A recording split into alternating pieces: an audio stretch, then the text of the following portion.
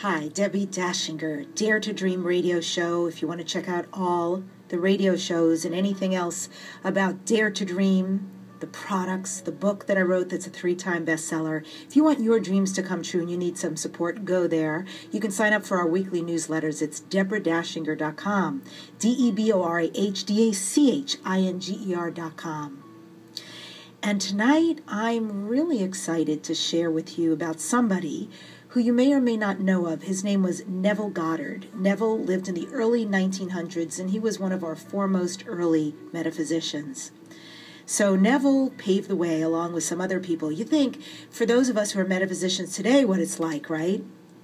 In the midst of, some sort of fanatical religious people who may not understand what we understand and the principles we do. But can you imagine growing up in those times and knowing what they did?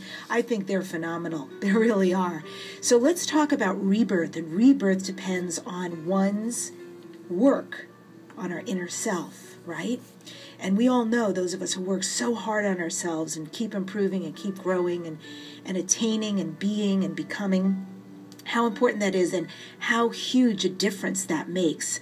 So Neville, in his own words, said, feeling is actually the secret, right? The secret to get to where we want to is to feel. And what did he mean by that? This is a quote from Neville. He said, "The Lord of hosts will not respond to your wish until you have assumed the feeling of already being what you want to be, for acceptance is the channel of his action." Acceptance is the channel of his action. So he's saying, assume the feeling. So whatever you want to create in your life, assume it already.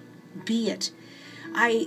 This has no bounds to what you can assume and be and do, and how you can bring this in. Think of anything you want, and think of the qualities that a person who would already have that, how they would be, and that's where you want to be coming from. So go there. Okay, so let's talk about some fundamentals in the power of awareness. Again, this is the wonderful Neville, because he said the fundamentals are threefold. It's self-observation, observing the self. It's definition of aim. Where are we aiming? Are we going anywhere, or we know where we're going? And it's detachment. Wow, how phenomenal. So the purpose of true metaphysics is to bring about a rebirth, a radical psychological change in the individual. Such a change cannot take place until the individual first discovers the self that he would change. Isn't that the truth? So if you're not in touch with yourself, if you're really not clear like who you are, what your problems are, what your proclivities are, what really makes you rock and roll, and what it is that's so cool about you, like you kind of have to have an assessment as though you're an outside person and, oh, okay, man, this is what I need to work on, but this is actually what's really cool about me. These are my gifts and these are my deficits. So you could play to all of that, but also you could work on the things that aren't working for you so well. Rebirth really depends on inner work on oneself. And once you discover, through a very uncritical, by the way, this is not I'm bad, I'm worse, I'm anything. This is a no judgment deal. Once you're uncritical and you can observe all of your reactions to life. God, how do I respond to things? And then you start to see a self that needs to be changed. Now you can formulate your aim. That is, you have to define the one you would like to be instead of the one you truly are in secret.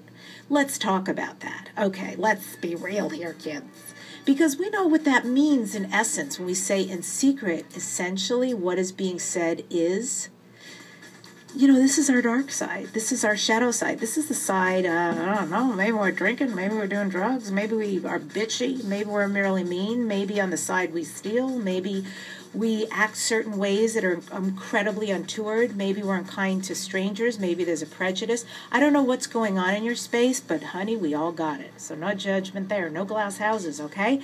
So it's about figuring that stuff out, because that's where we start. Because once you figure out observing yourself, like how do I react to this person, that person? How do I react to these situations in work, professionally, personally? You start to see, man, I got some patterns here, and they don't belong to anyone else but me. So guess who's bringing it to the party? It's me. So now you have your aim, and your aim, of course, is you want to shift that. You want to heal that and change that. So you have to define the one you would like to be instead of the one you truly are in secret. And Neville said, and this is a quote, "Leave the mirror and change your face. Leave the mirror and change your face. Leave the world alone and change your conceptions of yourself. Stop blaming the world. Stop looking out there and saying, oh, if only you, if only they, if only they. Because you're going to always be pointing your finger, and guess what? It's going to be a pattern over and over again instead of going. And you know how they say one finger pointing out there and there's 3 pointing back at you, and guess what's more powerful? If you define your aim as a noble, generous, secure, kindly individual, that's what I want to create, that's what I want to move into, knowing that all things are just a state of consciousness, you can easily tell whether you are faithful to your aim in life by watching your reactions to the daily events in your life. So you've made a decision, right? You want to do something different, and it can be anything from, I am so scattered and out there, and I'm not getting the work done that I need to get done, and I can't seem to focus. And so then you decide, I'm going to be a person who's focused, who gets tons done and feels really good about myself too afterwards, who really congratulates myself and feels successful. What does that look like? Then you start being that every day. Be faithful to that, and then you start seeing your reactions. Maybe after a week or two, and you're like, oh my God, I'm actually doing all this. Woohoo! This is where the third fundamental, detachment, enters in. Detachment. The purpose of practicing detachment is to separate us from our present reactions to life and attach us to our aim in life. So we detach from the way it currently is and attach to the way we prefer it to be. Because our reactions are only states of consciousness. Remember this.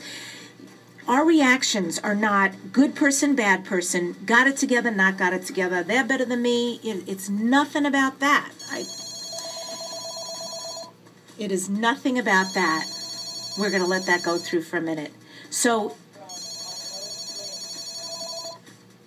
Neville said, do not try to change people. They are only messengers. See? They're only messengers telling you who you are. They're calling to tell you who you are. Reevaluate yourself, and they will confirm the change. Self-observation. What do you want? What do you want? Learn detachment from all negative states and attachment to your aim. Attachment to your aim is accomplished by frequently assuming the feeling of your wish fulfilled. The way of true metaphysics lies in the midst of all that's going on in life. So remember always, it is your state of consciousness that attracts your life. So go out and do it. Dare to dream. Dare to make your dreams a reality. And I love that you join us. And I love the emails and the feedback I get from you. It means everything. And I support you in going out there and attaining your goals. Reevaluate your life, self-observation, right? Definition of aim and detachment. Ciao.